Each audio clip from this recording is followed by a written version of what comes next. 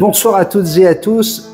C'est ici qu'on a réalisé la première émission de Toute la vérité et c'est un vrai plaisir de revenir ici. C'est chez Jean-Christophe Buissou, un ami, et encore plus après la lecture de ce livre, parce que il y a une véritable introspection de l'homme, de celui que tu es au fond de toi, avec une omniprésence de Sylvie pendant tout le livre.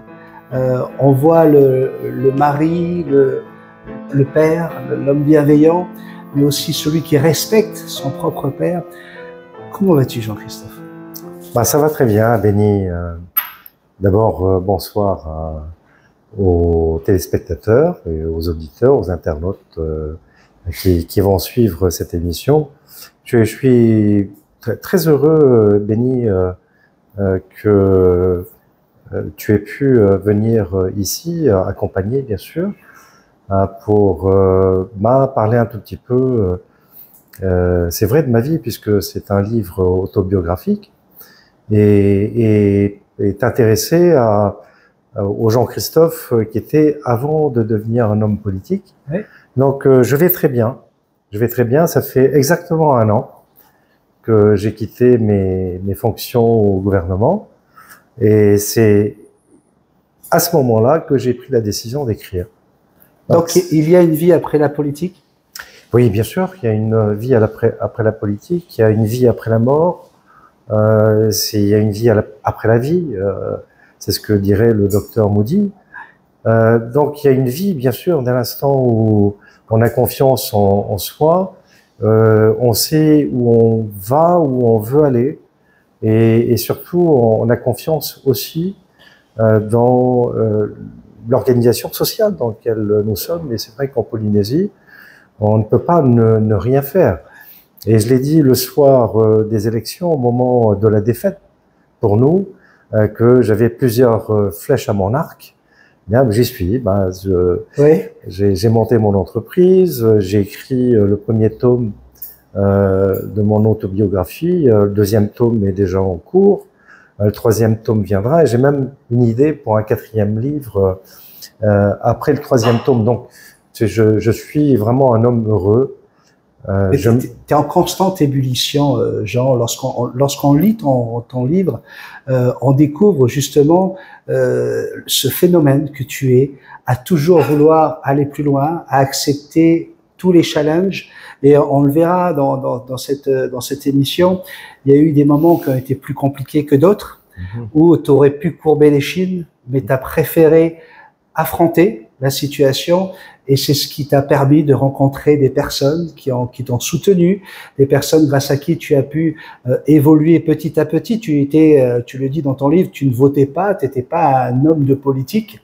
Et puis en fait, la chose est venue tout doucement, comme si que les cartes étaient déjà prédestinées, étaient écrites quelque part. Tu nous parles du cycle des 5 ans. Effectivement, dans une vie, tous les 5 ans, il se passe quelque chose dans ta vie. En tout cas, c'était 6 ou 5. Et des chiffres comme ça, tu nous les expliques dans le livre. Alors c'est certain que ce soir, je n'ai pas envie de tout dévoiler parce que ce livre fait plus de 300 pages et de toute façon, on n'aurait pas assez de 52 minutes pour le faire. Mais ce que je veux absolument faire comprendre à ceux qui nous regardent aujourd'hui, c'est que vous allez pouvoir, grâce à ce livre, avoir un véritable recueil d'histoires vraies, de notre pays, de notre Fénois, du monde économique. Et tu n'as pas hésité à aller très très loin, puisque au début du livre, on parle de ce petit garçon qui vient de fêter ses 12 ans, à qui on a offert son vélo. Et tu nous amènes dans cet état d'esprit que tu avais déjà. Tu montres déjà le personnage auquel on doit s'attendre sur le reste du livre, qui se débrouille tout seul après un accident quand même qui aurait pu être fatal, hein, faut bien le dire. Et tu te retrouves ici, à Veitupa, dans cette source qui est encore dans ton jardin. Lorsque tu as revu toutes ces images, il y a toujours quelque part ton père. Ton père a joué un rôle très important dans tes choix, par rapport à tes croyances, par rapport à tout ça. Est-ce que tu peux nous reparler un petit peu de lui et comment tu le présentes dans ton livre? Oui, alors, mon père et ma mère, mais Oui. mon père certainement plus de par son intellect Mhm. et son souhait de communiquer avec ses enfants. Et j'étais je dirais un garçon très réceptif, Mhm. si tu veux. Et mon père, qui est arrivé en Polynésie en 1958, et qui a donc connu ma mère à ce moment-là, est quelqu'un qui a toujours vécu sur des principes et des valeurs, et de tout temps et de tous ceux qui l'ont connu. C'est quelqu'un qui a toujours été, je dirais, présent, aidant, et très altruiste. Et donc, certainement, ce sont mes chromosomes qui m'ont constitué tel que je suis.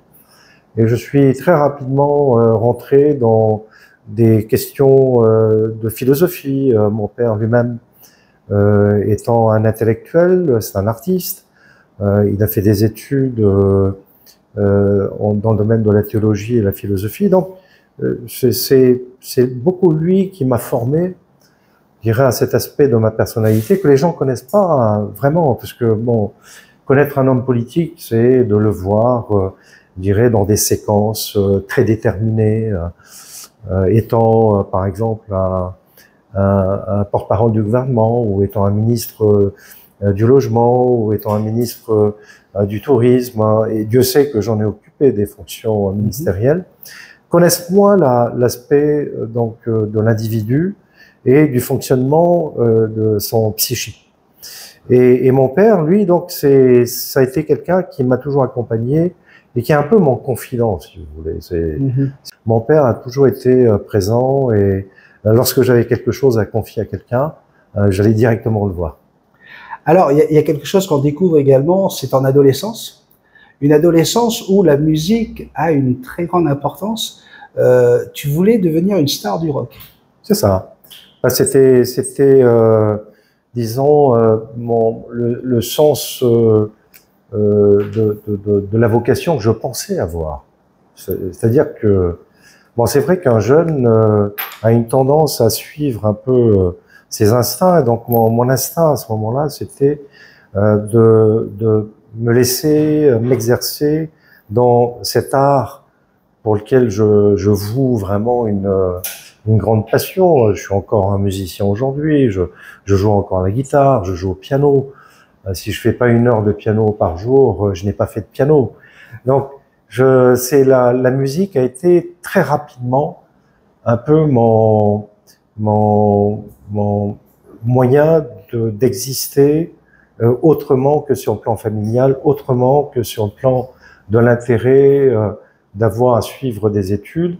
Et c'était surtout l'ouverture sur le monde, c'est-à-dire que la musique m'a permis de connaître des gens que je n'avais pas dans mon cursus scolaire, ni à l'école de notariat.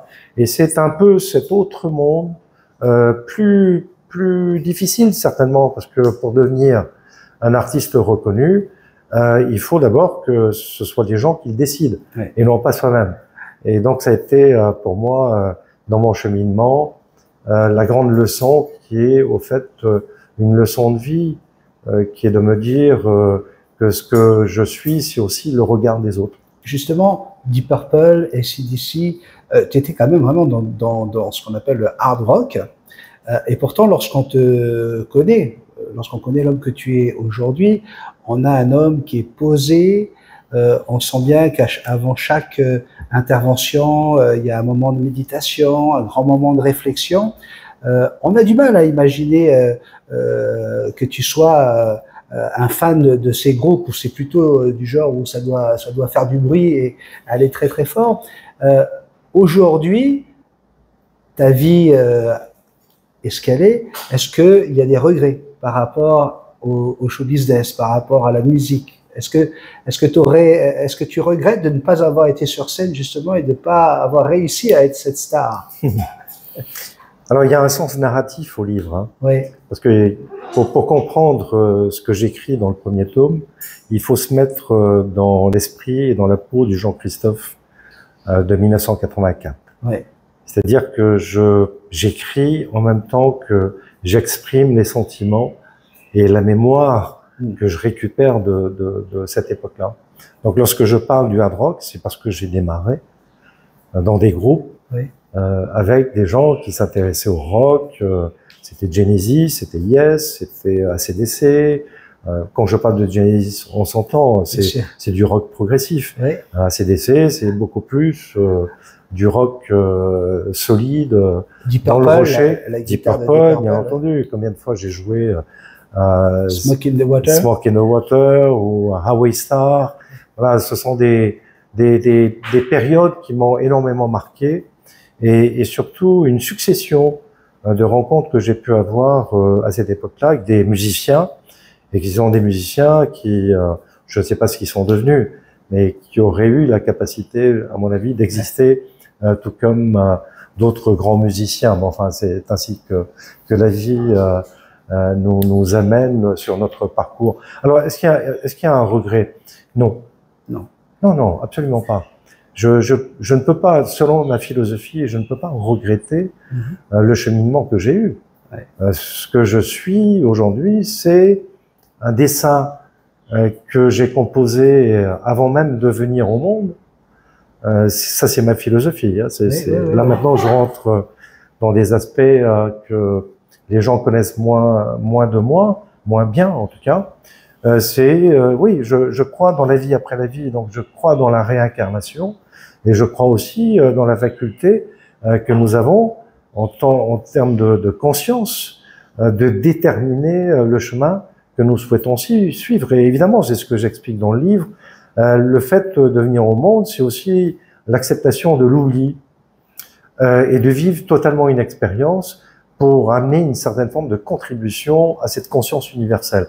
Alors c'est un peu compliqué de l'expliquer de cette manière-là, mais ce que je veux dire simplement, c'est que nous sommes quelque part le produit d'une conscience universelle. Certains appellent ça, nous sommes des enfants de Dieu, Dieu c'est nous sommes Dieu. Donc voilà, je fais partie de ceux qui ont pris conscience dans l'éveil que j'ai pu avoir, du fait qu'il n'y a pas une conscience plus élevée qu'une autre. Nous sommes tous partie prenante de cette grande aventure éternelle, en réalité, d'être ce que nous sommes, des frères et sœurs, et puis d'être complémentaires dans nos expériences pour ensuite ramener tout cela à une matrice universelle que on appelle la conscience, Dieu, voilà, et d'autres grands architectes de l'univers, pour ceux qui sont en franc-maçon. Tu vas, dans ton adolescence, décider de quitter Tahiti, tu vas aller faire tes études, d'abord vers la métropole et puis vers les États-Unis. Et là, c'est ce jeune homme de 22-23 ans qui revient à Tahiti. Tu reviens avec un bagage assez important. Hein, tu es capable de maîtriser quand même, surtout à cette époque-là. Hein, l'informatique, c'est pas ce qu'on connaît aujourd'hui. D'ailleurs, tu dois être en émerveillement devant l'évolution de l'informatique, j'imagine.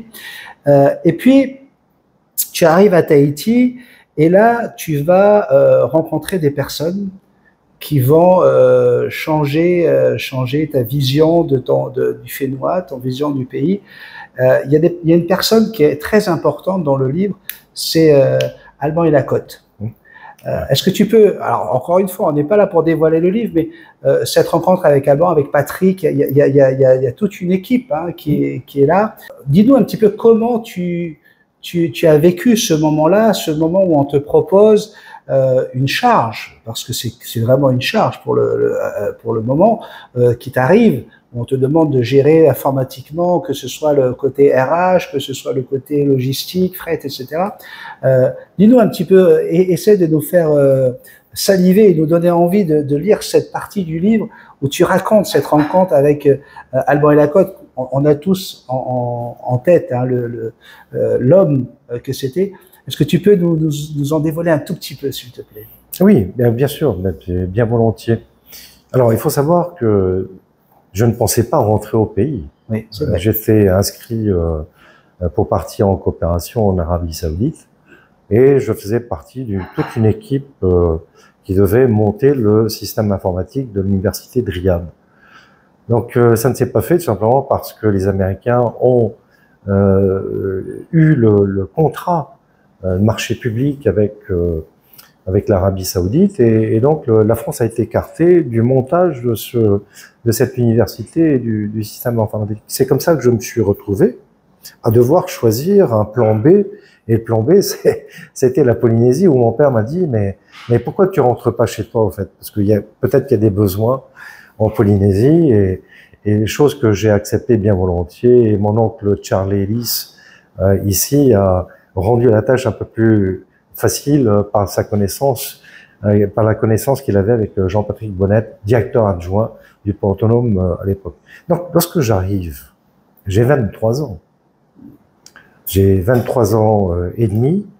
Et ça faisait 8 ans que tu avais quitté le pays? Ça faisait 8 ans que j'avais quitté le pays. Je ne pensais même plus revenir. J'étais parti en métropole, je voulais faire la musique. Je pars aux États-Unis, je fais une université, je fais des mathématiques, je fais de l'informatique, je joue dans des groupes, je pars dans des villes. Je dis à ma femme, d'ailleurs, puisque je l'épouserai en 1983, donc j'ai 23 ans à ce moment-là, que je vais travailler que pendant 5 ans. Et au bout de ces 5 ans, je reviendrai à ma passion initiale, qui est la musique. Et donc, j'étais dans cet état d'esprit. Donc, en arrivant au port autonome de Papeete, ce fameux matin, je vais rencontrer quelqu'un qui va être mon directeur pendant un bout de temps. Et on me présente donc à lui, il ouvre la porte et je découvre un personnage imposant, d'un intellect saillant, bourré d'expérience de vie. Il a été directeur des travaux publics, il a été directeur d'un office, je dirais, de recherche sur le plan maritime, il devient le directeur du port autonome. J'arrive, j'ai 23 ans et demi, je sors de mes études, et puis je l'écoute parler. Il se tient devant cette grande baie vitrée qui donne sur la ville de Papeete, et en même temps qu'il regarde, en me demandant de m'asseoir, il me parle de choses très concrètes de la vie. Moi qui sors de mon moule universitaire, j'essaye de décoder tout ça. Qu'est-ce qu'il me dit? Il me dit, Jean-Christophe, si on vous a fait venir, c'est parce qu'on a un grand dessein pour vous. Vous avez une grande mission. On va révolutionner le port autonome de Papeete. Et au fur et à mesure, je gobe. On sort d'un système avec de terribles incompétences. On est en train de te mettre quand même la pression là. Ouais, c'est ça. Ce qui s'est fait juste avant toi. C'est bien clair parce qu'au fait, il reprend lui une situation qui était assez rocambolesque parce que le directeur qui était avant et ce qui a amené Alban et Lacote à devoir prendre la direction du port autonome, c'était donc Monsieur Le Gaïc qui avait fauté, semble-t-il. Bon, et ça s'est confirmé évidemment par la suite, dans des affaires lugubres de détournement de fonds publics avec des entreprises de la place qui travaillaient au niveau du port autonome. Donc il arrive dans ce contexte-là. Donc l'esprit d'Alban et Lacote à ce moment-là, c'est de dire mais tout ce qui a été fait avant c'est mauvais. Donc on va changer tout ça. La preuve en est, on n'a pas de plan informatique. Bon, là, ça c'est moi. On n'a pas de plan de développement du port de Papeete. Il n'y a pas de plan sur 10 ans. Il n'y a pas de plan sur 20 ans. Donc je conçois à ce moment-là que c'est un homme qui a de la méthode. C'est un homme qui n'agit pas et qui ne bouge pas ses pièces sur l'échiquier sans avoir réfléchi auparavant. Et c'est comme ça que je découvre, au fait, le premier jour, la dimension de ce port et surtout de cette première personnalité que je rencontre, qui est Alban et Lacote, qui est directeur du port autonome de Polynésie. Très rapidement, il t'accorde sa confiance et son équipe également. Très vite, d'ailleurs, vous allez aller manger ensemble dans un restaurant où tu vas devoir te remettre au goût du fafarou parce qu'après 8 ans, bah forcément, il faut que tu te réhabitues à ces saveurs. Et tu nous en parles. Si je dis ça, c'est parce que je veux absolument que les gens qui nous écoutent se rendre compte à quel point tu vas dans le détail, dans ce livre, dans le détail des noms, des prénoms, des heures, des endroits, des lieux. C'est vraiment un livre qui est impressionnant. On a l'impression vraiment il y a un véritable travail journalistique. Hein, il y a le travail de l'écrivain, mais il y a un vrai travail journalistique. Et puis tu arrives régulièrement à nous ramener aux choses essentielles de la vie, de l'amour. Et il y a ce chapitre, parce qu'on va revenir bien sûr au port autonome, mais il y a ce chapitre où tu fais venir Sylvie, ton épouse, et tu nous racontes, tu nous présentes l'état de la maison où nous sommes aujourd'hui. Et effectivement, il y a de quoi se poser des questions. Est-ce qu'elle va vouloir vivre ici alors qu'elle arrive d'une famille plutôt aisée, avec un certain standing? Et tu nous fais une description d'une maison avec des louves manquantes, avec resitue-nous un petit peu dans ce moment-là. Et encore une fois, on se rend bien compte que cette jeune fille que tu as rencontrée lorsqu'elle avait à peine 16 ans, eh bien, elle est déjà. Est-ce qu'on peut dire qu'elle a une admiration sans faille pour toi? Est-ce que on peut dire ça? Parce que c'est ce qui ressort de ton livre lorsque tu parles de Sylvie, qui est vraiment omniprésente, parce qu'elle est ta confidente, ta conseillère, ton épouse, ta femme. Elle s'occupe de la maison comme personne, elle cuisine mieux que personne. Et après, dans les affaires, elle va être également là, elle va faire les tâches administratives. Tout ça, elle le fait par amour. On n'a pas de doute là-dessus. Oui, d'ailleurs, nous sommes toujours ensemble. Oui. Et toujours dans la même maison. On s'est mariés, j'avais 23 ans, elle en avait 21. Et on s'est connus, elle avait 14 ans et j'en avais 17. Ou 16. Voilà. Donc c'est pour dire que cette histoire remonte à il y a très très longtemps.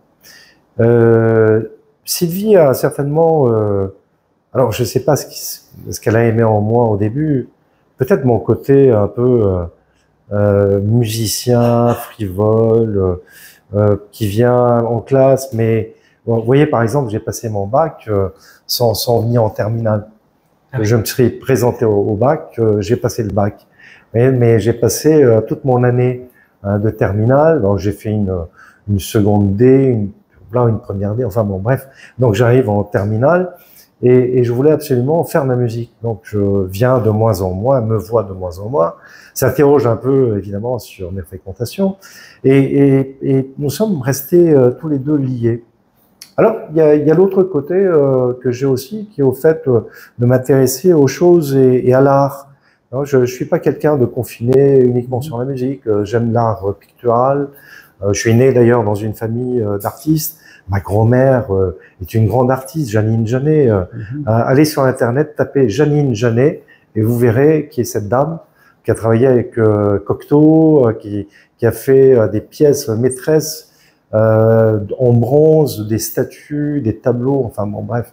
Mon grand-père lui-même, Marcel Bouissou, est un grand artiste, professeur dans les grandes écoles à Paris. Donc je suis né dans cette famille et donc Sylvie connaît aussi ce côté de ma personnalité qui s'intéresse à autre chose que simplement de jouer du Deep Purple, par exemple. Donc, lorsque Sylvie arrive, je suis, bon, d'abord, parce qu'on s'aime, et donc on est mariés, et elle vient pour découvrir, elle quitte tout. Elle quitte ses parents, sa famille, elle quitte son pays natal, et elle vient vivre en Polynésie. Ma grande appréhension, c'est les conditions dans lesquelles je vais la recevoir. Surtout que lorsque moi-même je suis rentré 5 mois plus tôt, j'ai trouvé une maison quand même qui avait subi des affres, des cyclones. Alors ça a été cyclone Vena, ça a été voilà tous ces cyclones-là qui sont abattus sur la Polynésie, l'île de Tahiti, les îles sous le vent. Les maisons étaient par terre et cette maison a subi, pas celle-ci, celle qu'il y avait auparavant, avait subi évidemment je dirais la catastrophe et donc oui c'est ça, c'est-à-dire que les tôles étaient totalement trouées, il manquait des tôles même à l'intérieur de la maison. les plafonds étaient percés. Lorsqu'il pleuvait, il pleuvait à l'intérieur. Tout le système électrique ne fonctionnait pas. Je dormais par terre sur un matelas que j'avais disposé dans une des chambres. Je ne vous parle pas du four qui est resté, puisque c'était une maison que mes parents louaient à d'autres qui sont venus avant, mais qui n'avaient pas été entretenus. Donc, bref, tout cela pour dire simplement que lorsqu'elle arrive, j'avais une grande appréhension sur le fait de savoir si elle allait gober cette affaire de vivre en Polynésie, ou alors si elle pouvait ressentir tout de suite une certaine forme d'aversion à vivre dans ces conditions-là. Bon, et à un moment donné, je me suis dit quand même, après avoir fait visiter la maison, je vais ouvrir la grande baie vitrée, et cette grande baie vitrée qui était faite de petits carreaux de 30 cm par 30 cm, d'un seul coup s'effondre sur la terrasse dans un fracas absolument abominable. J'étais là et je suis resté, bon évidemment je l'ai regardé et j'ai compris tout de suite à ce moment-là que voilà, on était sur un point de départ ou un point d'arrivée. En tout cas, on y est encore aujourd'hui et c'est Sylvie qui nous a accueillis comme elle sait le faire. On revient maintenant sur le port autonome. Tu as réussi à remplir toutes les tâches qu'on t'avait demandées. Ça n'a pas été si simple. Hein, à l'époque, le système informatique, c'était un petit peu comme la politique d'Apple. Si on choisissait un système, eh bien, c'était avec ça qu'il fallait travailler. Il n'y avait pas de compatibilité entre les différentes propositions. Et tu fais ton travail d'une façon excellente. Et puis arrive à un moment quelque chose qui a été traumatisant pour toi, comme pour Sylvie, un appel du ministre de l'époque en charge, Gaston Tongson. On te fait comprendre que Gaston Tongson a décidé de retirer ton poste et de te faire remplacer par Béatrice Chancin à ce moment-là. Oui. Et là, c'est un choc pour toi parce que tu sais que tu as accompli ce qu'on t'avait demandé d'accomplir. Encore une fois, la politique, c'est pas ton truc. Donc, pour toi, tu travailles pour une entreprise comme tu travaillais pour une entreprise privée. C'est un épique. Mais voilà, pour toi, la politique ne devrait pas interférer dans ton travail, hein, dans ton professionnalisme, dans tes compétences. Et force est de constater que la politique, malheureusement, veut mettre son doigt dans l'engrenage. Et à ce moment-là, il faut que tu prennes une décision. Et on te demande pas un mois pour réfléchir, tu as 24 heures, même 12 heures à la limite, pour effectivement demander ta démission. Et là, la réaction que tu vas prendre, j'ai envie de dire que c'est un point essentiel dans l'histoire de ta vie, parce qu'il y a des moments comme ça dans une vie où si on décide de faire une chose, eh bien, on va vers la route B, et si on décide de faire une autre chose, on va vers la route A. À ce moment-là, tu es encore un jeune homme, et tu décides de ne pas plier les chines. Et tu as encore une fois Sylvie qui est derrière toi et qui t'encourage, qui d'ailleurs a été choquée par cette nouvelle. Explique un petit peu à nos auditeurs, à ceux qui vont certainement vouloir lire le livre pour en savoir plus et aller plus dans les détails, la réaction que tu as eue à ce moment-là. Oui. Alors, je pense que tu l'as bien résumé. Je fais ma progression. En interne, on reconnaît mes compétences. J'informatise avec une équipe l'ensemble des fonctions du port autonome de Papeete. Je deviens même spécialiste d'un certain nombre de domaines. Je sais lire un bilan de manière instantanée pour avoir créé les modules nécessaires pour cracher un bilan nécessaire à tout décideur ou tout analyste. Donc je suis dans cette disposition jusqu'au moment où d'ailleurs, lorsque les élections 91 arrivent, je suis à Tikehau. Je suis en famille, je ne vote pas aux élections territoriales, donc je m'occupe d'autre chose, je m'intéresse à la politique de loin, je suis la campagne électorale et d'ailleurs la restitution des résultats des élections le soir même du 17 mars 1991. C'est très simple, c'est parce que au fait Ma deuxième fille est née le 17 mars 1990. Donc c'était un an plus tard. Ouais. Donc je m'en rappellerai toujours. Et donc il y a un changement de gouvernement. Gaston Flosse revient au pouvoir. Et dans ce retour, comme ça se passe, et malheureusement, et encore aujourd'hui, on change des gens qui sont à la tête des établissements publics, on change de directeur, on change des chasses de aux chef sorcières, comme de on service, on règle des comptes. Ouais. Le fait que j'ai été nommé comme directeur adjoint du port autonome par l'équipe d'Alexandre Leontiev avec Boris Leontiev, et avec comme directeur Jean-Patrick Bonnet, j'étais dans le collimateur. Et c'est comme ça que Jean-Patrick Bonnet, après une rencontre avec le ministre de l'époque, Gaston Tongson, revient et me dit, voilà, il y a une volonté de changer l'équipe de direction. Et grosso modo, sa tête était mise sur l'échafaud s'il n'exécutait pas ce qu'on lui demandait. Ça a été la grande conversation qu'on a eue et où il m'a donné, et c'est vrai, 24 heures ou 12 heures d'ailleurs, puisque nous étions en fin de journée et je devais lui donner la réponse le lendemain matin.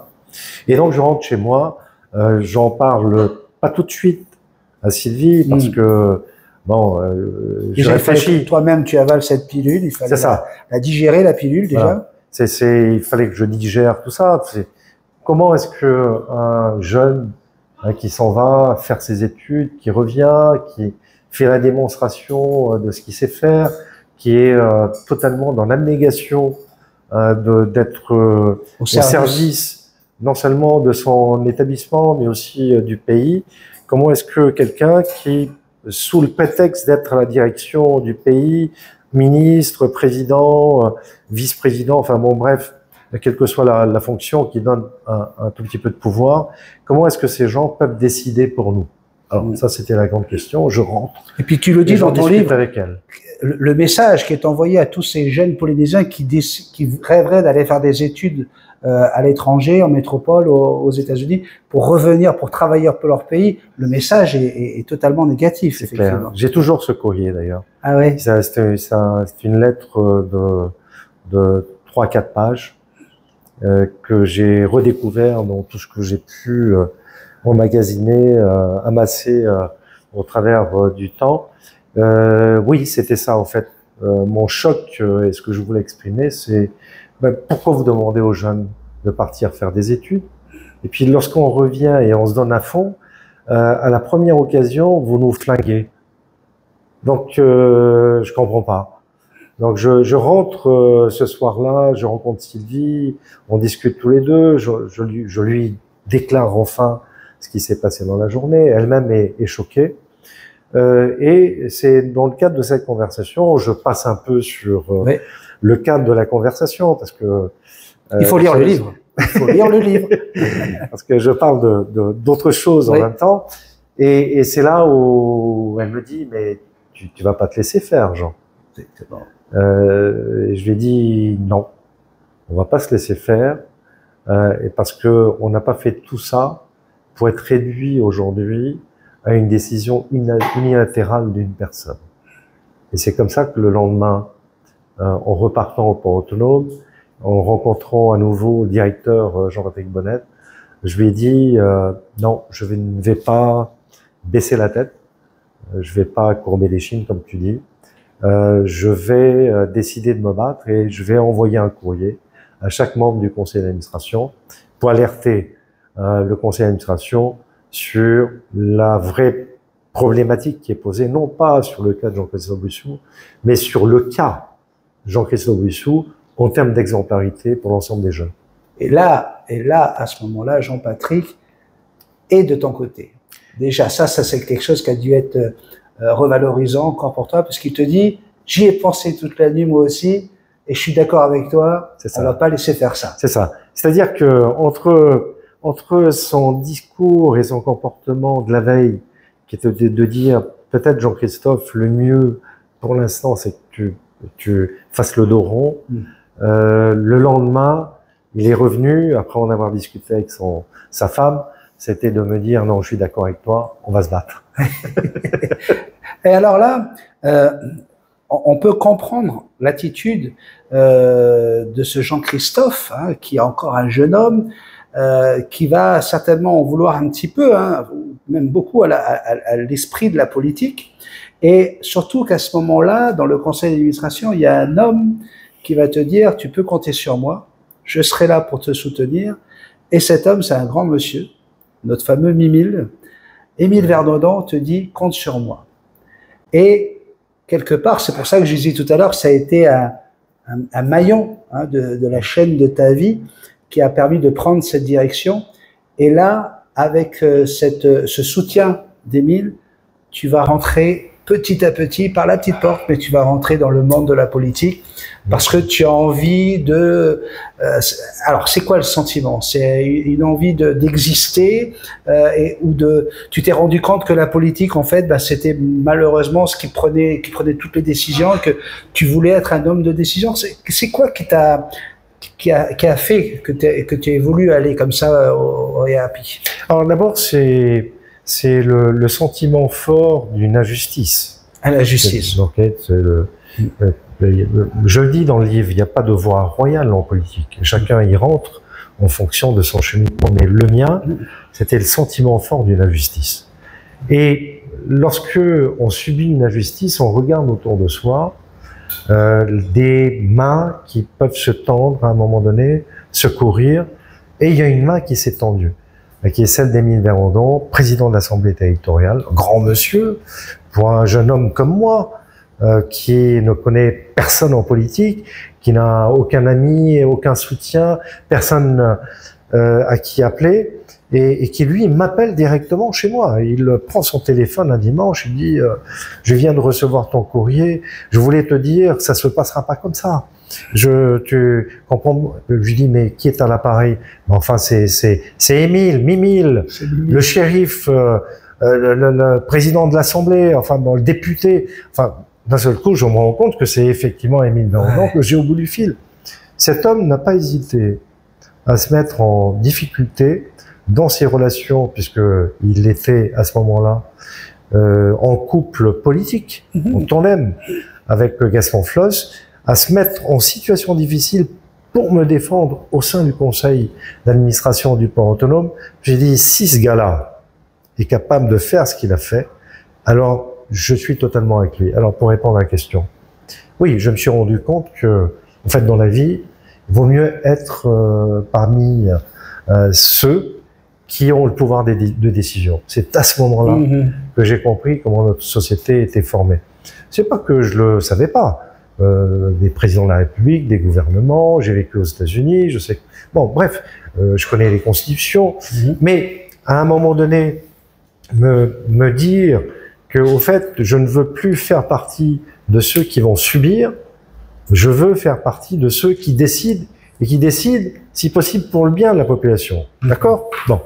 Et c'est effectivement à partir de là que je suis rentré au sein de l'équipe d'Émile. J'ai milité, j'ai commencé à écrire un tout petit peu, j'ai rencontré des personnages extraordinaires. Renaud E de la Favrie est un grand personnage de l'histoire politique de notre pays. Et donc j'ai fait mon cheminement pour gravir au fur et à mesure les échelons politiques. Alors l'histoire avec Émile Vernaudan, on le connaît tous, Émile, un homme avec le sang chaud, hein, et encore plus après quelques verres de vin. On sait très bien comment il agissait lorsqu'on le contredisait en plein meeting. Il y a eu des choses qui ont été compliquées, mais avant d'arriver à ce fameux meeting dont tu parles dans le livre, il y a aussi ce premier voyage où tu vas aller au Palais Bourbon, où tu vas découvrir, tu vas mettre pour la première fois les pieds dans cet espace national d'une grande importance pour l'État. Et c'est également à ce moment-là que dans l'ascenseur, tu te retrouves à l'étroit avec Gaston Floss. Et là, Gaston Floss te fait une réflexion. Il te dit, tu as une belle crinière et une longue queue. C'est du Gaston Floss tout craché. C'est ça, c'est du Gaston Floss tout craché. Alors tu as une grosse crinière et une grande queue. Et tu sais pas si c'est du lard ou du cochon. Et tu vas demander à Émile, qu'est-ce qu'il a voulu dire par là? Et ça va te faire prendre une décision qui est quand même marquante dans la vie d'un jeune homme qui a toujours voulu avoir un look plutôt de rockstar avec les cheveux longs, en sachant que le lendemain, tu allais rencontrer le sommet de l'État, puisque c'était ta première rencontre avec Jacques Chirac. C'est vrai. Et tu vas prendre une décision. Oui, c'est vrai, je vais prendre une décision. Alors, juste dans le contexte, Oui.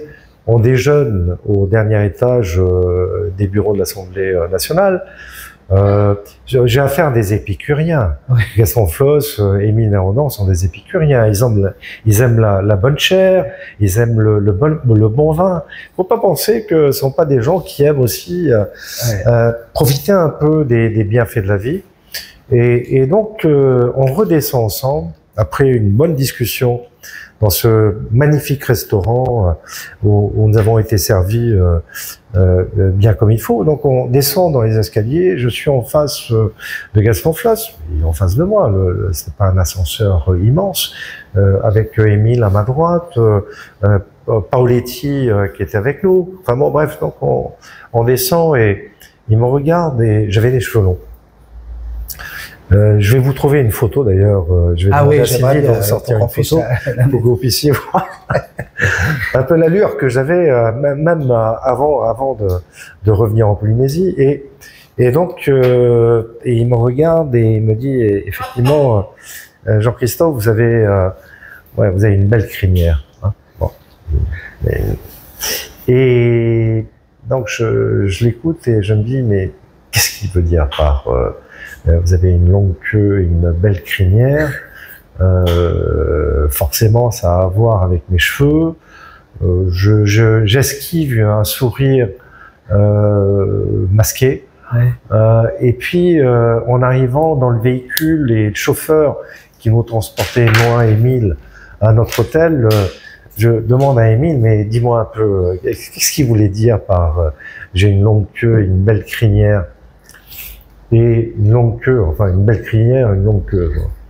Et donc il me dit, Jean-Christophe, t'as pas compris. Il veut que tu ailles te couper les cheveux avant le rendez-vous de demain. Je dis donc je comprends. Je dis pas grand-chose. Et donc en rentrant, il devait être 14 heures. À ce moment-là, je me dis, s'il me l'a dit, c'est pas pour rien. Et rencontrer un président de la République, c'est peut-être aussi faire office de respect, d'accord? Et donc bien s'habiller, être un peu dans une certaine forme de conformisme, si tu veux, qui se prête à ce type de lieu. Oui, lorsque je me suis rendu avenue de la Grande Armée, j'ai vu le premier coiffeur. Je suis rentré dedans et je me suis fait couper les cheveux.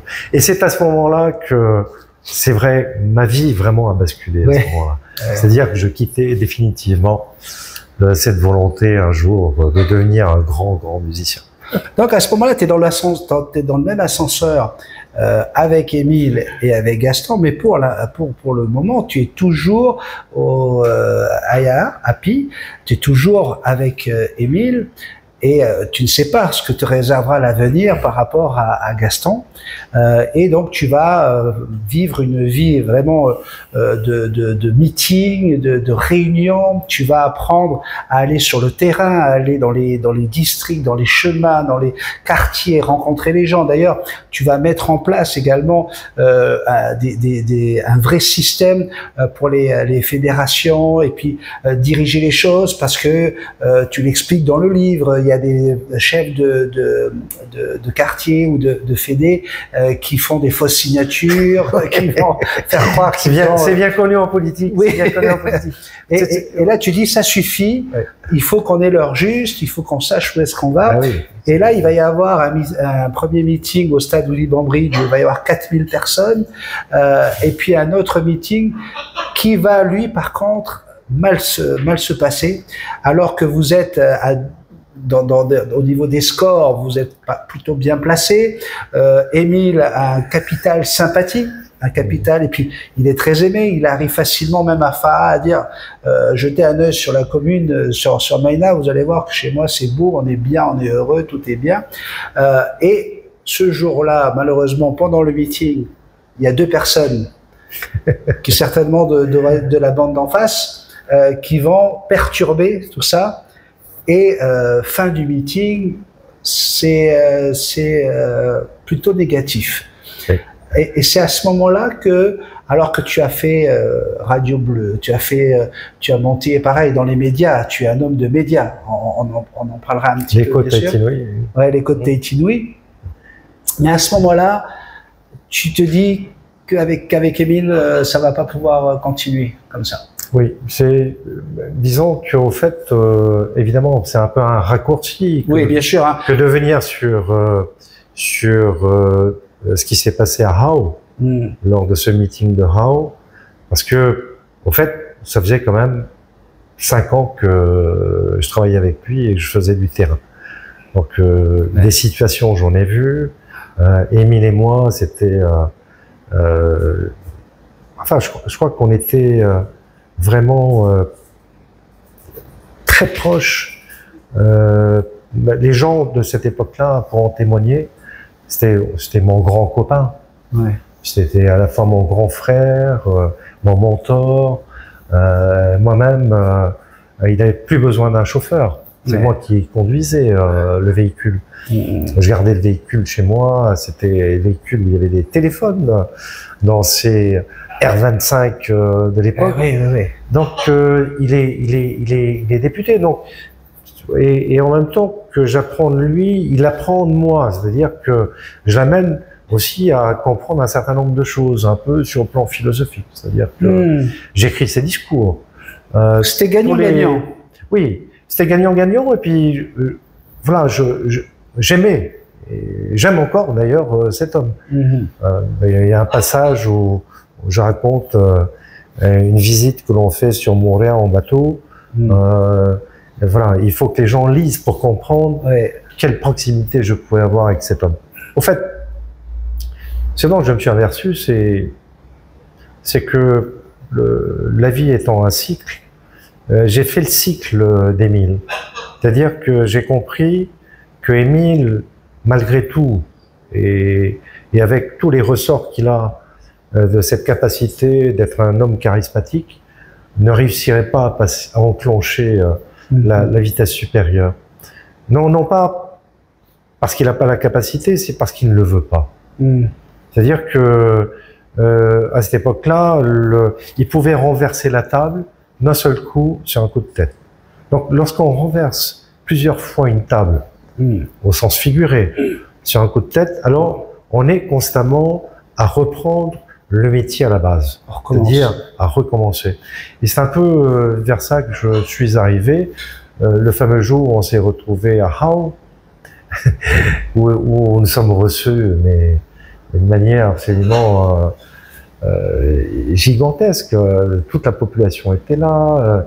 J'ai rarement vu, même dans ma carrière politique, plus tard, et encore récemment, quand j'étais vice-président, autant d'engouement à recevoir un président de parti. C'est la liesse populaire, mais totale.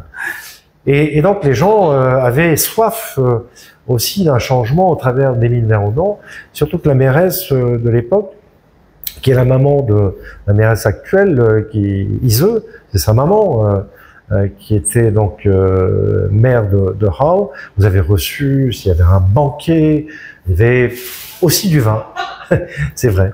Et donc c'est après avoir passé 1h30, 2 heures après l'arrivée de l'avion qu'on se retrouve dans cette réunion où, après mon intervention, l'intervention de notre candidat, et puis l'intervention d'Émile, ça s'est rapidement arrêté au bout d'une demi-heure parce qu'il y avait 2 personnages qui faisaient partie du public qui étaient venus pour l'embêter. Tout simplement.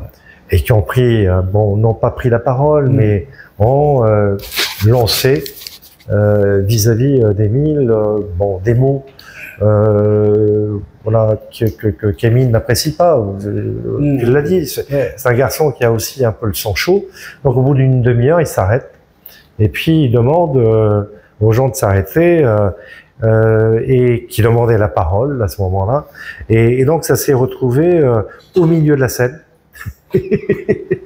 Voilà, pratiquement dans un pugilat généralisé, où au fait toute cette fête qui était bien partie s'est terminée par un sentiment, je dirais, que quelque chose s'était produit, et qui altérait non seulement le moral, mais qui altérait surtout un processus qui aurait dû se passer sans autre problème. Et surtout Émile qui a lâché prise et qui s'est laissé porter sur ses passions. C'est un peu ça que j'essaie de décrire dans le livre, et qui fait que les élections se produisent, mais on a quand même 5 à 6 représentants à l'Assemblée. Voilà. Mais moi, j'avais fait le tour du cadran. C'est-à-dire qu'une fois que j'avais rempli ma tâche en tant que secrétaire général du mouvement, il ne me restait plus, si je voulais passer à autre chose, lui dire simplement ce que je raconte dans le livre. Tout à fait. Donc là, il va y avoir un repas à Paia, au PK20, où tu vas lui dire tout simplement que tu décides d'arrêter, en tout cas en politique, même si tu restes quand même toujours au conseil, et tu vas lui remettre une lettre qu'il doit donner à Gaston Flosse, parce que tu veux que les choses soient faites dans les conditions qu'il faut. Ça va être très compliqué pour Émile. Émile va le prendre avec beaucoup de peine même. On ressent le côté humain de cette journée. Toutefois, il va y avoir un repas au Belvédère qui va encore une fois mal se terminer, avec de la colère, des tapes sur la table, il va se lever, et à ce moment-là, le divorce est consommé avec Émile. Et puis il va arriver une nouvelle vie, une avancée dans le monde politique, lorsque d'abord Gaston Flosse prend contact avec Sylvie, alors qu'elle vient d'être démissionnée de son poste, là aussi une injustice. Il lui fait comprendre que il l'apprécie, et puis qu'il t'apprécie par la même occasion. Et c'est ce qui fait que 4 mois plus tard, lorsque tu reçois ce coup de téléphone, lorsque ta secrétaire te dit « je pense que c'est le président qui est au téléphone », il y a un étonnement, mais pas tant que ça, parce que après ce que Sylvie t'avait raconté, quelque part, ça allait avec ce qui avait été fait. Et là, tu vas te retrouver, encore une fois, en face de charges qu'on va te proposer.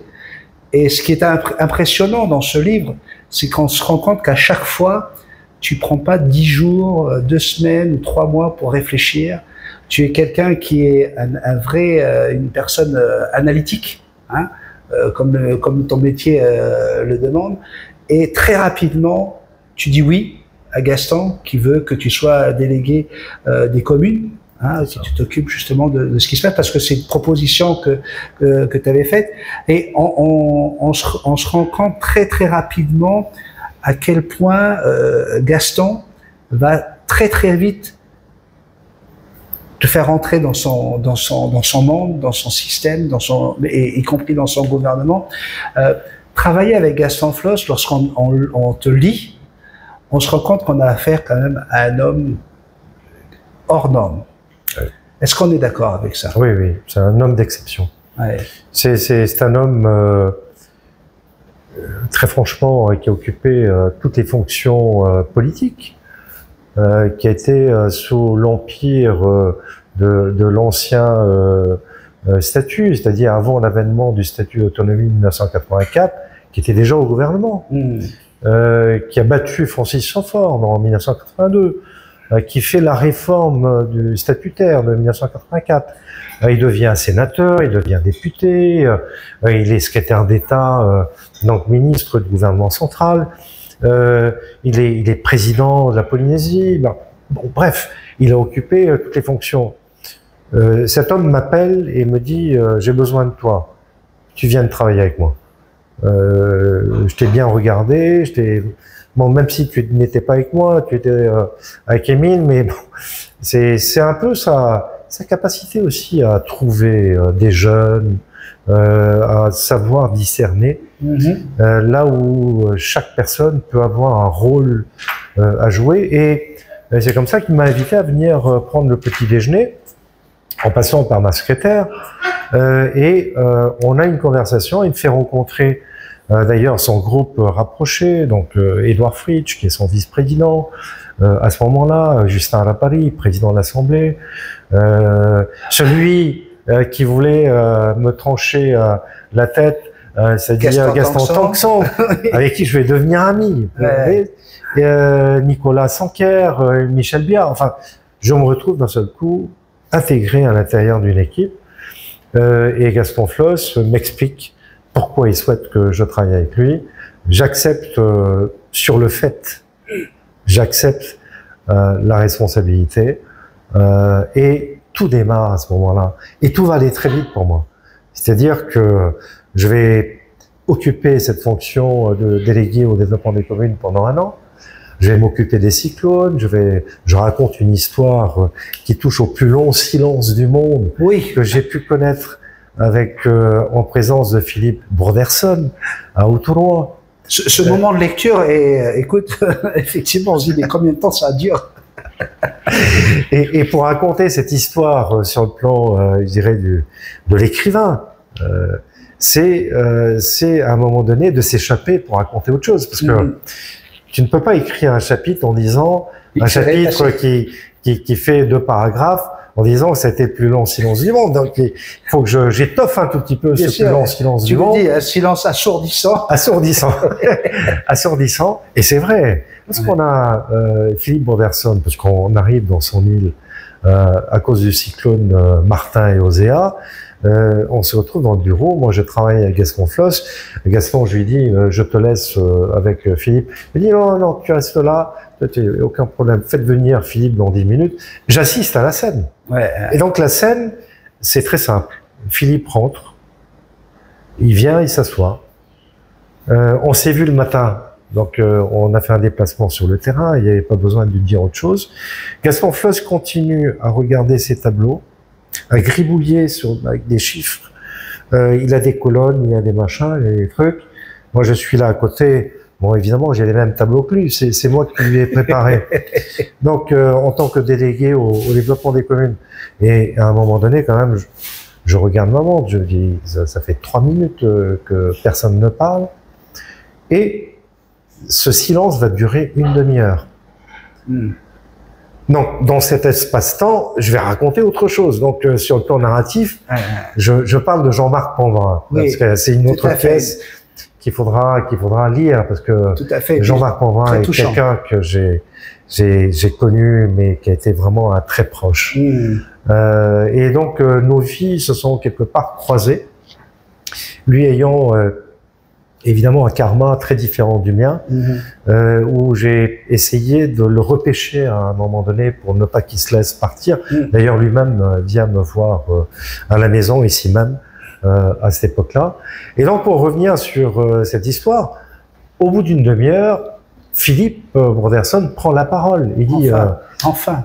Oui, mais alors, je me souviens plus comment ça s'est passé, mais il prend la parole d'un seul coup, pendant que Gaston continuait à écrire ses chiffres sur ses papiers, et il lui dit, Président, j'aurais besoin d'un case avec un camion pour régler un problème dans mon quartier. Bon, je l'écris pas dans le livre, mais en fait, le quartier en question, c'est le sien.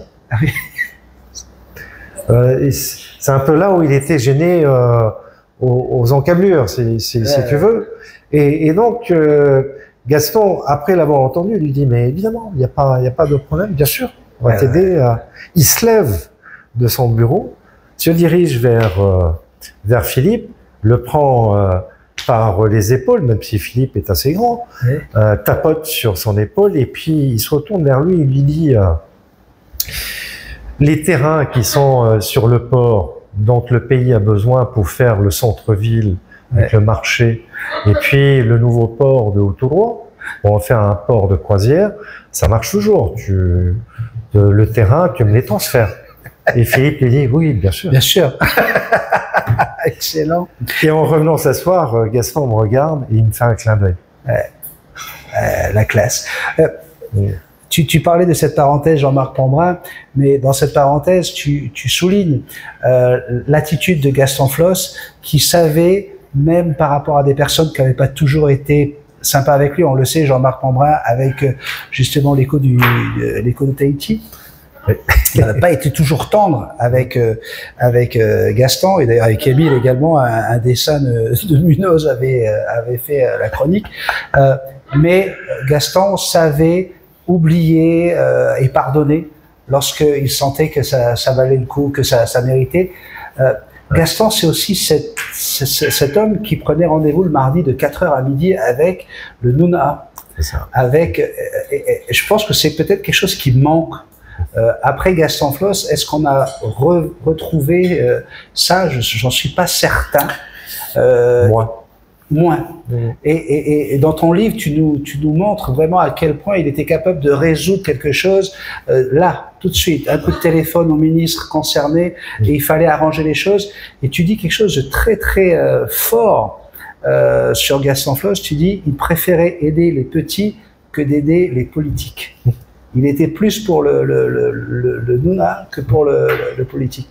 C'est ça aussi qui faisait sa force, le fait de connaître tout le monde par son prénom, les quartiers, etc. Est-ce que aujourd'hui, les gens parlent du vieux-lion, etc. Aujourd'hui, qu'est-ce que tu pourrais dire? Tu en parles tellement bien dans le livre, et encore une fois, on fait vraiment, c'est même pas une synthèse du livre que nous faisons, c'est quelques bribes, parce que je veux vraiment vous donner envie de le lire. Gaston Floss, ça aurait été c'était l'aboutissement de ton apprentissage politique. Tu disais tout à l'heure que tu avais fait le cycle vers Naudan, Émile. En fait, il fallait que Gaston Floss puisse t'aider à aller jusqu'à l'aboutissement. Alors, juste pour dire que là, je suis sur le premier tome. Oui, effectivement, ça s'arrête en 98. Ça s'arrête en 98. Oui. Et je continue à travailler avec lui. C'est-à-dire le deuxième tome ça va raconter maintenant le Jean-Christophe Bouissou, homme politique, qui devient ministre du logement, du domaine, de l'énergie, de plein de choses. Je deviens secrétaire général du Tarouela Rulatila, jusqu'à la bascule de 2004, où le Taoui arrive, n'est-ce pas? Bon. Ça sera le deuxième tome. Et en 2005, je crée mon propre parti politique. Donc, ce premier tome raconte les sentiments que j'ai très forts de cette époque-là, de ma jeunesse. C'est la chrysalide. Voilà. Exactement. Voilà.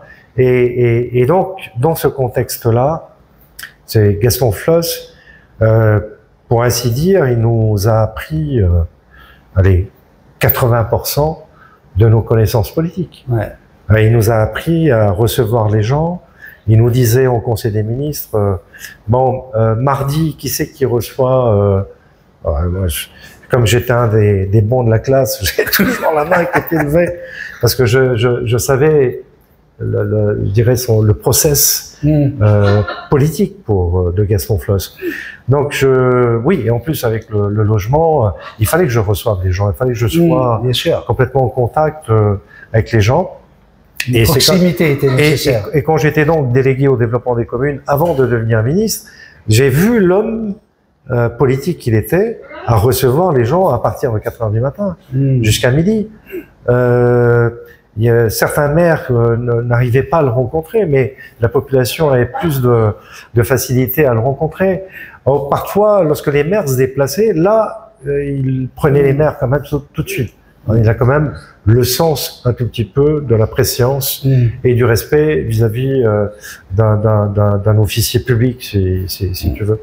Et donc j'ai rencontré des tas de situations où il m'a fait m'asseoir dans son bureau rien que pour suivre le dialogue et le règlement du problème.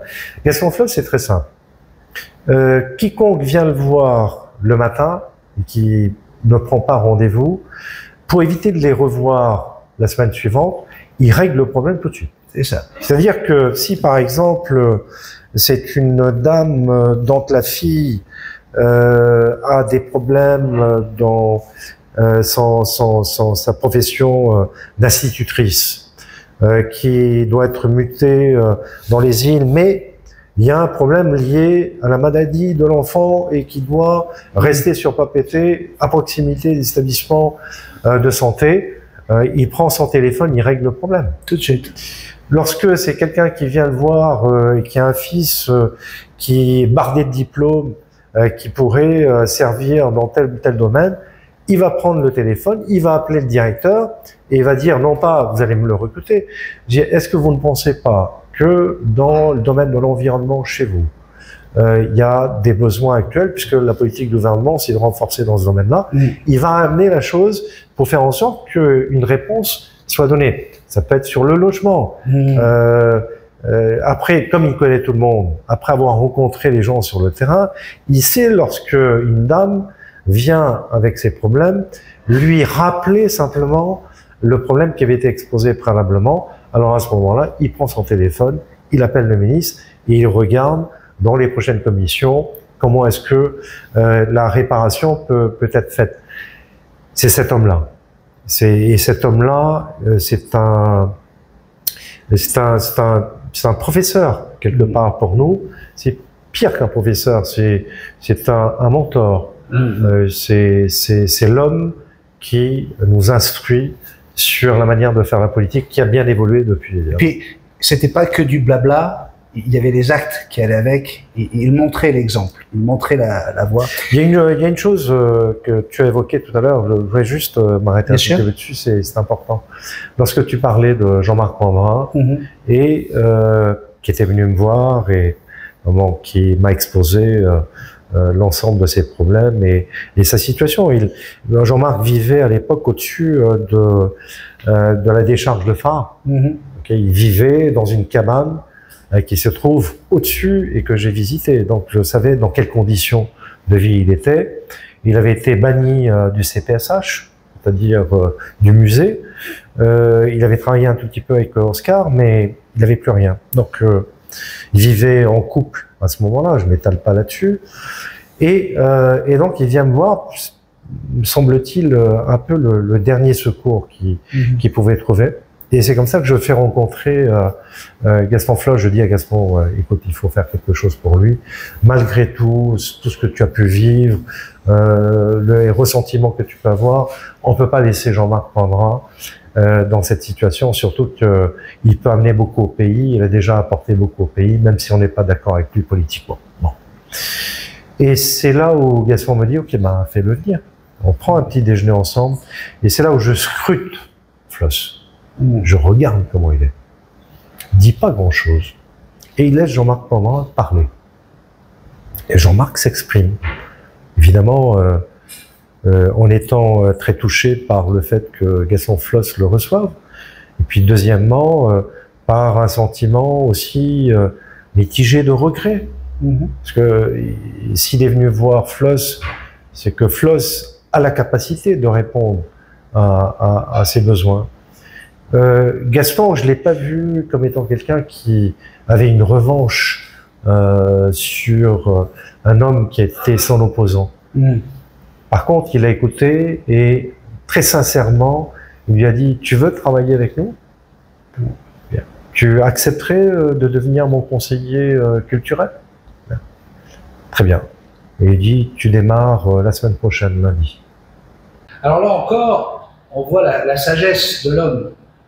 Gaston Floch, oui, c'était ce chef qui dirigeait, qui prenait les décisions, mais il savait aussi, à un moment donné, oublier des rancœurs, oublier des vengeances que d'autres auraient pu décider de prendre. Comme tu viens de nous le dire, c'était pas un homme comme ça, c'est pas un homme de vengeance. Est-ce que cette sagesse peut être le résultat de son initiation à une partie du livre également qui relate la franc-maçonnerie. Donc tu as été dans une grande loge. Est-ce que tu peux nous expliquer un petit peu ce que la franc-maçonnerie a pu apporter à l'homme que tu es, mais également à ton entourage économique, politique. Est-ce qu'à Tahiti, on peut dire que la franc-maçonnerie est quelque chose qui a pu vous aider à prendre des décisions, mais également à aider la société? Qu'est-ce que la franc-maçonnerie? Alors, je voudrais d'abord être clair. Lorsqu'on est franc-maçon, nous ne sommes pas à dévoiler l'identité de ceux qui sont des frères au sein de la maçonnerie.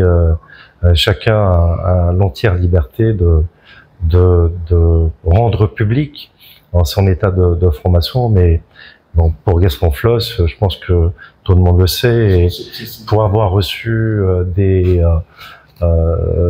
grands maîtres des obédiences, notamment métropolitaines, il est bien clair que c'est quelqu'un qui est aussi voilà, qui est doté de ses valeurs. Ensuite, on peut toujours critiquer, évidemment, non plus forcément le maçon, mais l'homme qui devient public et qui expérimente aussi les principes et les valeurs qu'il défend. En fait, la maçonnerie, c'est vrai, est très mal connue, et c'est voulu ainsi. Pour quelle raison? C'est parce que lorsque quelqu'un, un être, fait un travail introspectif pour essayer de se corriger, pour se tailler, pour découvrir la pierre philosophale qui en réalité est soi-même, pour essayer de devenir meilleur par l'utilisation d'outils qui sont à la disposition des maçons. Ça peut être la truelle, ça peut être le niveau, ça peut être l'équerre, ça peut être le compas, pour la maîtrise par l'esprit de ce qui est matériel et du corps. Ce sont des outils symboliques qui découlent des maçons et des compagnons qui ont construit les cathédrales en métropole. Donc, il y a aussi des connaissances qui sont transmises entre maçons, des secrets de la vie, et qui font que, au fur et à mesure, par l'utilisation de ces outils, on peut s'améliorer. Donc c'est vrai, on l'a vu lors de la Deuxième Guerre mondiale, par exemple, lorsque les Allemands ont massacré également des francs-maçons, comme les Juifs. Je dis pas dans la proportion, bien entendu, ça n'a absolument pas la mesure de ce qu'on a pu connaître avec le Troisième Reich, mais c'est vrai que aussi les maçons ont été persécutés, et très souvent parce qu'il y a une incompréhension sur leur état d'être et de se réunir, sans pour cela forcément le faire comme le dimanche lorsqu'on est à la messe. Donc la protection dont on parle entre frères, c'est une protection qui est naturelle dans une fraternité. Mais c'est une protection qui n'est pas une protection par rapport aux frères. C'est une protection par rapport à ce que l'on sait et ce que l'on défend, ce qui est différent. Vous voyez, par exemple, en ce qui me concerne, je suis républicain et je défends la laïcité. Parce que je crois fondamentalement que la séparation entre le pouvoir étatique et les croyances religieuses, ou sa propre religion, quelle qu'elle soit, ne doit pas faire l'objet d'une fusion et d'une absorption pour contraindre une population, un peuple, à accepter une seule vision et sa propre vision de ce que l'on doit croire. Donc j'aime, si tu veux, cette idée de la séparation qui existe au sein de notre République et dans notre Constitution entre la religion, les religions et la conduite des affaires d'un pays, qui repose évidemment sur nos institutions et sur la Constitution. Alors effectivement, j'ai été surpris que tu ouvres la parenthèse de la franc-maçonnerie dans ton livre, mais c'est pour vous dire, mesdames et messieurs, à quel point, encore une fois, Jean-Christophe est allé dans les détails et a ouvert complètement son cœur, son âme pour écrire ce livre, et vous allez l'apprécier. Je peux vous dire une chose, il faudrait au moins encore 2 heures, voire 2 heures et demie minimum, pour pouvoir aller voir tous les sujets qui sont traités ici. On parle à un moment donné de JPK, quelqu'un qu'on a bien connu, qui nous a quittés en décembre 1997, un journaliste dont Jean-Christophe était l'ami.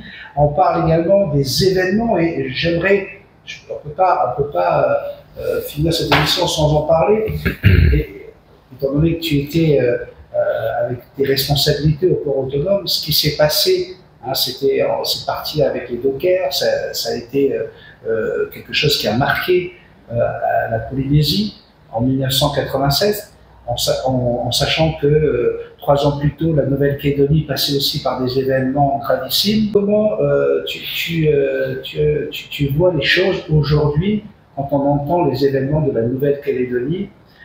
On est encore sur des sujets, on le sait, hein, depuis un an, c'est le parti indépendantiste. On a pu voir, par exemple, hier, nos 2 députés, M. Le Gaïc et M. Chailloux, être à Paris avec la délégation kanak, pour leur dire qu'ils les soutenaient, pour crier haut et fort dans la rue que la France avait commis une erreur en faisant passer cette loi. Et ce qui arrive en Nouvelle-Calédonie, est-ce qu'on a le droit, parce que c'est les choses qui nous reviennent, est-ce qu'on a le droit de nous inquiéter nous-mêmes à Tahiti de ce type d'événements qui ont malheureusement déjà eu lieu? C'est plein de questions en une seule. Hein. Oui, effectivement, c'est beaucoup de questions en même temps, et puis je sais que ce sont des questions qui sont importantes. Les événements de 87 avec l'aéroport, d'abord le port de Papeete, et ensuite l'aéroport en 1995 qui a été saccagé, ce sont des événements qui sont dus à une incompréhension et un manque de communication toujours entre les acteurs politiques et les liens entre les mouvements politiques et des groupements. Ça peut être des associations, par exemple, ça peut être des corporations. Nous avions les dockers à l'époque. Ensuite, les syndicats, comme le syndicat Tiens et moi, puisque c'était ce syndicat qui était le syndicat le plus fort et qui a lancé cette action au niveau de l'aéroport en 1995. C'est souvent des manques de communication entre l'ensemble, entre ces acteurs, et puis aussi, il faut pas non plus mettre ça de côté, je dirais, des dessins qui sont formés un peu dans le noir, pour ensuite lancer une action qui peut être aussi une action de déstabilisation sociale. Alors, on a passé ces caps-là, mais ça a été très difficile pour nous, lorsque je me rappelle en 87, de devoir constater dans Papeete les magasins qui ont été brûlés, les hangars évidemment du port qui ont été saccagés, incendiés, des gens qui ont qui ont été blessés, et des gendarmes bien évidemment. Donc nous sommes dans des sociétés où nous passons par des caps parfois difficiles, et c'est aussi certainement quelque part une nécessité pour l'évolution de ce que nous sommes, surtout nous qui sommes des collectivités éloignées de la France métropolitaine. Alors qu'est-ce qui se passe en Nouvelle-Calédonie et comment appréhender le sujet? D'abord, il ne faut jamais tendre le doigt par rapport à l'autre en lui disant c'est ton entière responsabilité. Nous avons une responsabilité collective. Il ne se passe rien sans qu'il y ait des responsabilités de part et d'autre. Responsabilité évidemment des politiques, responsabilité aussi sur le plan social, et puis responsabilité de ceux qui usent de ces situations pour lancer des mouvements, je dirais, de déstabilisation sociale et même politique. Donc il faudra le temps et à la justice le soin de regarder exactement la part de responsabilité des uns et des autres. Ensuite, sur l'intervention de nos députés ou l'intervention même de notre gouvernement, du président de gouvernement, tout ce qui peut permettre de renouer le dialogue est une bonne chose. Je ne jetterai pas la pierre à quiconque essaierait, je dirais, d'apporter, je dirais, sans... Oui, voilà, qu'il le soit ou qu'il le soit pas. Je comprends très bien que je vois difficilement comment un président de la République ou un Premier ministre se déchargerait sur le président de la Polynésie française pour mener une action qui concerne en réalité toute la République et l'État. Donc, mais je comprends le geste qu'il fait. Là où je comprends moins, mais là je me mets peut-être un peu en avant, c'est l'utilisation de ce qui se passe en Nouvelle-Calédonie, je dirais, pour essayer d'englober la Polynésie dans cette affaire. La Polynésie, ça n'est pas la Nouvelle-Calédonie. La Polynésie, c'est pas sont pas les accords de Matignon. Donc nous ne sommes pas dans une situation à demander, puisque je l'ai lu récemment, à ce qu'on soit demain identifié comme étant une collectivité encore plus particulière avec une citoyenneté, ou que l'on rediscute ou qu'on discute aujourd'hui sur qui peut voter. Je crois que ça n'était pas une question au moment des élections territoriales. Et je crois que le respect aussi du mandat des électeurs, c'est de faire en sorte de déterminer la limite de son action politique et de ne pas aller au-delà. Tu penses que notre gouvernement est prêt aujourd'hui et a les compétences de pouvoir gérer une évolution des choses qui pourraient aller vers ce genre d'exaction qu'on a vécu en Nouvelle-Calédonie? Moi, je trouve que la position qui a été défendue par Oscar Temaru, qui est de mener son action sur le plan idéologique par le respect des institutions, c'est quelque chose d'important. Et je crois que c'est certainement la ligne de conduite qu'il entend poursuivre avec son parti politique, le Tamil Ratila. Donc je n'ai pas de crainte de ce côté-là. Tant qu'on reste... Il nous a montré depuis le départ, depuis toujours, il nous a montré qu'il était capable de gérer ses troupes et de garder justement cette paix sociale. C'est ça. Et en ce qui nous concerne, nous qui sommes profondément polynésiens et français, parce que nous n'avons pas de problème identitaire, j'en parle dans le livre, je ne pose pas de question de savoir qui je suis, je sais qui je suis, je connais mes origines et je sais que mes origines rejoignent quelque part les origines de tout le monde. Vous voyez, nous sommes quelque part, nous avons été créés ensemble dans une même souche. Donc, à partir de là, ma philosophie, c'est de considérer l'autre comme étant, je dirais, de la même appartenance. Je dirais sur le plan de la fraternité et c'est quelque chose qui est important de vivre dans notre société. Moi, toutes ces histoires liées à des considérations de distinguer encore plus le polynésien, de mener une évolution institutionnelle supplémentaire, alors que nous sommes incapables de gérer l'ensemble de nos compétences sur le plan, je dirais, de la loi organique, de notre statut. Je trouve que c'est un discours de fuite en avant. Aujourd'hui, on a besoin de régler le problème des gens, de régler le problème de l'emploi, le problème du logement, le problème des jeunes, le problème de l'éducation, le problème de ceux qui sont mis à l'écart de notre société aujourd'hui, qui ont des difficultés, la problématique de la violence faite aux femmes, les problèmes liés aux gens qui atteignent un certain âge et qui n'ont plus la mobilité qu'ils avaient auparavant. Ce sont les sujets qui intéressent les Polynésiens. Lorsque j'entends les débats qui se font aujourd'hui sur est-ce qu'il faut plus de pouvoir aux institutions de la Polynésie, est-ce qu'il ne faut pas aller plus loin, est-ce qu'il ne faut pas discuter du corps électoral, je ne suis pas dans ce débat. Moi, j'ai l'impression d'ailleurs que c'est un débat qui est totalement à côté des préoccupations des gens. C'est ce que je pense moi. Ce que les gens pensent, on le verra plus tard lorsqu'ils prendront la décision de leur avenir. En tout cas, il est bien que tu rappelles, comme tu l'as dit au tout début, la Nouvelle-Calédonie, ce n'est pas la Polynésie française. On n'a pas du tout la même histoire, on n'a pas du tout les mêmes scissions entre les différentes ethnies. On s'entend bien que la communauté mélanésienne, par rapport à la communauté polynésienne aujourd'hui, le mélange, le mix s'est fait entre les Chinois, les Popas, les Polynésiens. On est tous polynésiens, ce qui n'est pas aussi facile à remarquer lorsqu'on est en Nouvelle-Calédonie. Pour être né à la fois, je pense que je sais un petit peu aussi de quoi on parle.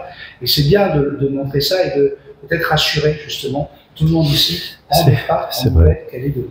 Oui, mais pour avoir été à plusieurs reprises en Nouvelle-Calédonie, c'est un pays que j'aime. Ah, oui. C'est un pays où j'aime, je dirais, ces peuples constitués, ceux qui étaient là bien avant, ceux qui sont arrivés après, mais et je crois savoir qu'il y a une volonté, je dirais aussi au niveau de cette population, de se mettre ensemble, de vivre ensemble. Je constate simplement que c'est un pays qui a vraiment des moyens extraordinaires, avec des gens qui ont des capacités également à générer, je dirais, un vivre ensemble qui est d'ailleurs consigné dans leur propre statut, dans la loi. Donc c'est quelque chose qu'il faut absolument promouvoir. Et même si aujourd'hui il y a des situations qui sont difficiles, des exactions qui sont commises, il faut jamais lâcher prise. Il faut continuer, il faut croire et il faut aller de l'avant. Donc c'est vrai que la Nouvelle-Calédonie, c'est pas la Polynésie, mais je constate aussi une chose, c'est que le Polynésien en Nouvelle-Calédonie est accepté par tout le monde. C'est quelqu'un qui aimait des Kanaks, qui aimait des loyalistes, bref, il est aimé par tout le monde. C'est quelqu'un qui sait s'intégrer à l'intérieur de cette société, c'est un liant. C'est quelqu'un qui est capable de rassembler. Et c'est peut-être le rôle du Polynésien aujourd'hui, c'est de rassembler dans les communautés où on existe. Et il y en a encore des choses dans ce livre. N'hésitez pas à le prendre. Il part comme des petits pas. Donc, si vous n'arrivez pas à en trouver aujourd'hui dans une librairie, ne vous inquiétez pas. Les livraisons se font régulièrement.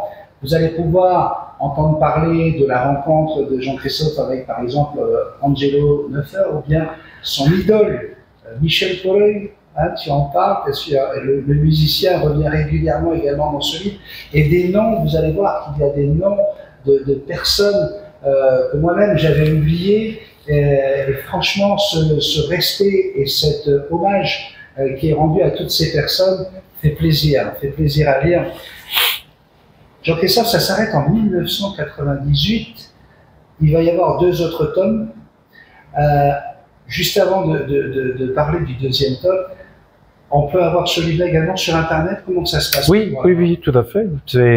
Vous allez sur Amazon et puis vous commandez sur Amazon. On peut commander sur Amazon. Sur Amazon directement, sans aucun problème. Alors, est-ce que tu peux nous donner un petit avant-goût du 2e tome? Il nous reste encore 2-3 minutes, si tu veux bien. Une anecdote, quelque chose qu'on va pouvoir retrouver dans ce 2e tome, que tu as déjà commencé à écrire. Ok, j'ai déjà commencé à écrire. En fait, j'ai poursuivi l'écriture après le 1er tome, et puis j'ai dû m'arrêter, parce que, comme dit Sylvie, ça nourrit pas un homme. Oui. Donc, il a fallu que je crée mon activité. Maintenant, je travaille pour 5 à 6 entreprises différentes dans le monde ou ici.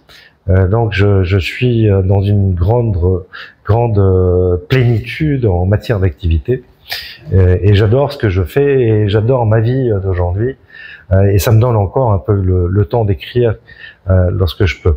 Alors c'est le 2e tome. J'ai écrit déjà 200 pages, plus de 200 pages du 2e tome, que je dois terminer à mon avis d'ici le mois de septembre. Je l'aurai terminé. Petite anecdote, il y a quelqu'un qui m'a beaucoup touché lorsque je suis devenu ministre du gouvernement, et au fur et à mesure dans ma progression, je me suis beaucoup rapproché évidemment de Gaston Floss. Nous sommes vraiment devenus des amis, je peux le dire. Il n'y a pas un week-end où on ne passait pas un peu de temps ensemble, où il ne m'appelait pas pour partir dans les îles, pour aller à Tupai. Donc j'ai vécu toute cette période, et ce que je sais aussi de Gaston, c'est qu'il a un grand cœur. Et donc un jour, il m'appelle, je suis à mon bureau au cabinet ministériel, et il me dit: Jean-Christophe, je voudrais que tu reçoives quelqu'un qui est dans mon bureau, et Puis il faut absolument qu'on fasse quelque chose pour lui.